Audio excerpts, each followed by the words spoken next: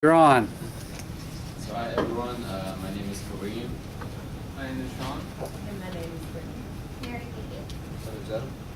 And today our presentation is about chapter 2 from the book A Whole New Mind, Why Right Brainers Will Rule the Future. It's by Daniel Pink. So just a quick refresher from last week's presentation. They just talked about the function of the right side of the brain and the left side. So basically the right side is responsible for creativity, emotion, and left side is more about logical and analytical skills. So the author starts the chapter by talking about his childhood. He grew up in the 1970s in a middle-class family, and he cites it as his parents has dished him the same plate of advice: get good grades, go to college, and then get a job that will provide you a standard style of living, or maybe you can get some prestige with it. So just being curious, is anyone in the class had the same advice from his parents or can really relate to the author? So maybe most of the class, has anyone had a different advice from his parents? No one at all? Are you comfortable enough to share with us what your My parents parents? had to go and do whatever I want So, to be happy. so they That's advise their you. primary Okay. goal, is for me to be happy. Anyone else? I was supposed to just enjoy myself. Okay, and just a question: have you guys like grew up in also middle class families, or is it more? Yes. Interesting. So he characterizes our society as an SAT or crossing society. As you can notice, we all have to take the ACT to go to UMBC. So this society is characterized by left-directed thinking, or maybe called L thinking, L-directed thinking. Can you guys notice anything common? PACT, SAT, GMAT, LSAT, MCAT. You guys probably can. There's always the AT at the end, so that means you guys are using your left side of the brain. Or I hope you are doing it. So he also characterizes. He takes a quote from Theodore Drucker, and who characterizes the professions that we have in our society as lawyers, accountants, doctors. They are all knowledge workers. That means that they take theory and then they apply it to real life. So what he argues for is this way of thinking has taken over the world, and most of the developed countries from the UK to Japan, they all have the same system, the same kind of tests, which from my personal experience, I would a little bit disagree, because I personally grew up learning French, so I took everything in French before coming to UMBC, and the way I was educated, I didn't have tests where I had to have multiple choice and have one right answer. You always had to write dissertations and always argue for both sides of the topics. You always had to find arguments for and against any topic that they gave you, and then you had to write a conclusion. So that's, France is, I think, considered as a developed country too, but the way their system is based is a little bit different. So this is one part that I would disagree with the author. And then at the end of the introduction of the chapter, he argues that the L-directed thinking is dying, and that we are going more towards the R-directed thinking, right brain, and the causes for that is abundance, Asia, and automation. So the first point that Pink talks about was abundance and how that is kind of deteriorating the abundance of L-directed thinking. So how many of you have gone to Target because you ran out of toothpaste, you just need to run in, get one tube of toothpaste, and 45 minutes later, you're leaving with a ton of stuff that you really don't need. So that is, that's Pink's kind of first point, is that L-directed thinking, just if you had gone in, picked up that tube of toothpaste and left, that would have been at play. But R-directed thinking with creativity and abundance, that is what kind of led you to buy more than what you just need. So, a week ago, we got an interesting quote from Gibb, and that was, "What do you yearn for?" And I noticed that it actually played in part with this quite a lot, because this idea that we're always yearning for something more. This is a really big thing, so don't worry about reading it.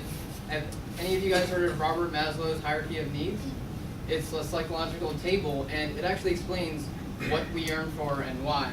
So I'm just going to read the most important part, which is here, and it's basically saying that when our base level needs are fulfilled, we start yearning for more. And what abundance does is it really fulfills our base level needs, and it allows us to get more, to go to Target and walk out with all the stuff that we don't really need, but kind of want. Okay, so then another point that Hank brought up was that designer trash cans are making a huge market. So basically, in order to sell basic products, they have to be more interesting and more appealing.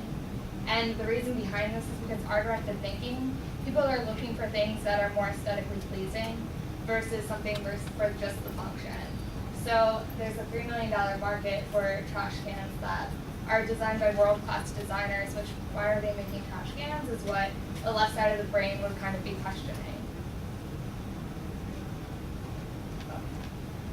And then another point that he made was that abundance challenges left-directed thinking. So with this being said about the trash cans, every single day PetSmart makes $15,000 for products that are sold for non-humans.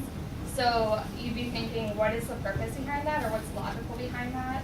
And that's just another example of how right-directed thinking is kind of making waves in the market and making people think beyond just, I need, one bag of dog food for the entire month for my dog, and then buying an excess and an abundance of products.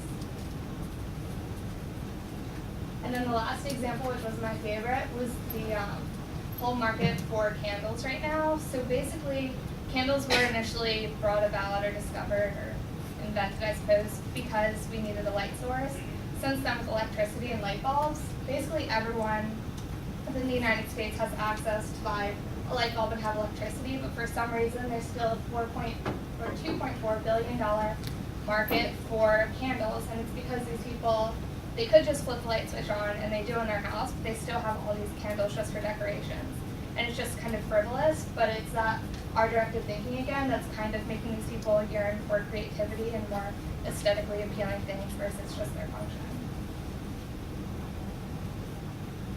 The next piece is Asia, and I would like to start off asking just two opening questions. How much do you guys think an aerospace engineer in the United States makes per month? You just shout out the answer. Anyone? Any idea? 20,000.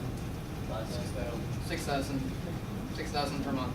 And how much do you think the same aerospace engineer, perhaps working faster and better, makes in Russia? 625. That's approximately 1,000% difference in pay grade. And what does that mean? Well,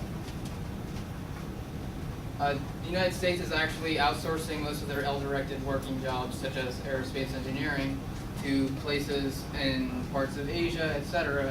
And it actually creates a misconception that many Americans they believe that they're losing their jobs to Asia.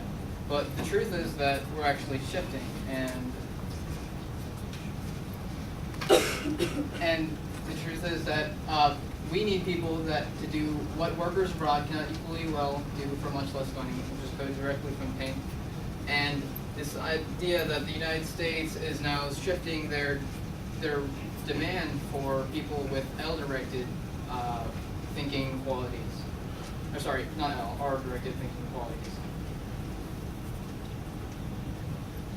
So, just a question. Who all here has seen Charlie and the Chocolate Factory? Oh, all right. So, you know how Charlie's dad loses his job in the factory to a machine, all that.